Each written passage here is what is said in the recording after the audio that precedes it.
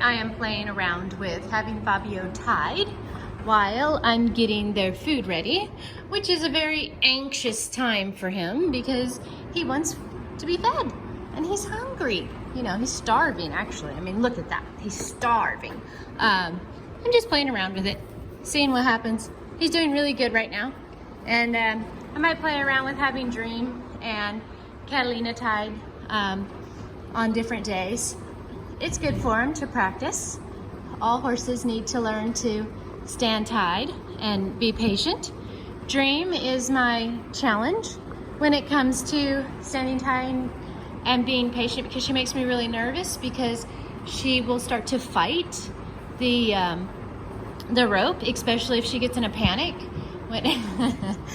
And Fabio, he's more likely to give to the pressure. So if he feels pressure, he's not going to fight with it like he just did just right there. You know, he put his nose down, he realized there was pressure and he wasn't going to be able to put his nose down, so he just popped his head back up. So he does really, really good. So I definitely feel way more comfortable with Fabio being tied. I'm still nervous. I'm always nervous when I tie the horses up, but it is good for them to learn to stand tied. But it's also very important to adapt how much you ask a horse to stand tied depending on their anxiety level of being tied. Like with Dream, I would definitely be a lot more cautious and I would do it a lot more quickly. And with Fabio, I feel more comfortable just taking my time and letting him chew on things and letting Catalina smell his butt. You know, that kind of stuff doesn't bother me as much with him. Of course, I'm still nervous that he might hurt himself, but not nearly as much as if it were Dream. So that's what I'm doing. Hey, all right, today I'm working with Catalina, aka Cat Rat, and I'm going to go ahead and put her food on the wall and let her eat, and I'm going to groom her out and let her have her lesson in tying. And Fabio just got done eating, and I got him a good grooming, and he went out in the grass and was eating some grass, and something in the woods spooked him, so he took off running. So I'm sure that's why he's coughing like that. He probably got a piece of grass or something stuck in his throat. But I'm standing here talking to you on purpose to let Catalina know that she needs to stand there, even though her food is right there. She's got to be a good girl. So I'm working with her, and then I will brush her out. Fabio had some spots on his legs where the flies have been just eating at his poor little legs. You can see the flies right there. They seem to irritate his legs more. I think it's because he has fairer skin, and it just causes irritation, and the bites get down and break his skin more than they do with Catalina and Dream. If you see a horse pawing like that, it's them showing their impatience. So, you know, she can just be patient. She's being very grumpy. Now right there, she's just itchy. That is her saying, stop talking, get over here, give me the food. Flossing her teeth. Yeah, it's hard to have nice ropes when the horses chew on them, but all right, so I'm going to take this opportunity now that she's settled down just a little bit and give her food. Now Dream's getting impatient, and then I will get Dream in here and do a little lesson in tying with Dream. All right, now it's Dream's turn to get brushed and get to eat her food.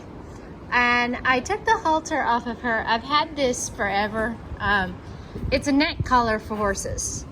And it's really not that fancy. It's made out of nylon. It's got a couple of rings on it. It's got a little tie ring right here.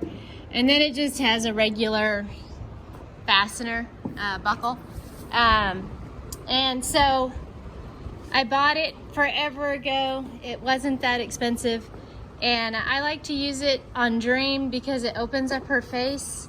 And then when she feels the pressure of the rope, it's not as dramatic as a halter. The only problem is you don't really have a lot of control with them with a neck collar because you don't really have their face. So when walking around and stuff with them, unless you just have really good control of your horse, which I don't, there's a whole lot more work than when you have a halter on them. So I just thought I'll try tying her up with it and see how she does. I don't know how she'll act, and it looks a lot nicer. It doesn't, you know, she doesn't have all the bajazz on her face. So it looks like it would be more comfortable, especially with eating. So I'm gonna go ahead and start using it maybe with them, Fabio and Catalina as well, when I'm feeding them in here. I don't know, we'll see.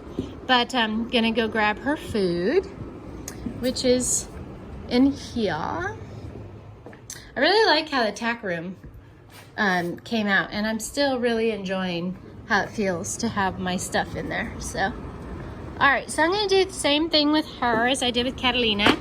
I'm gonna let her know the food is there, and then she's gonna need to wait for it. And I might fiddle with her a little bit. I have to brush, and we'll brush her a little bit. She doesn't want that. She says, I don't want to be brushed. I want my food. But I'm just gonna fiddle with her for a little bit. I don't want her to fight with it, but at the same time, I also don't want her to think that she can just demand her food and get it. So, Dream, back, back, back, back, back, back, back. Say, get back. Good girl. All right, so I'll go ahead and give her her food. Say, back, back. Get back. Good girl. I'll put it down. And now I'll do what I did with Catalina and Fabio, and I'll give Dream a nice little brushing while she's eating and clean out her feet and see how she's doing. So that is what I've done today with the horses, as far as just working with them a little bit on trying to give them good association with being tied up, because it is a very important lesson that horses should learn, and patience will go a long ways. Thank you guys for watching. Talk to you again next time.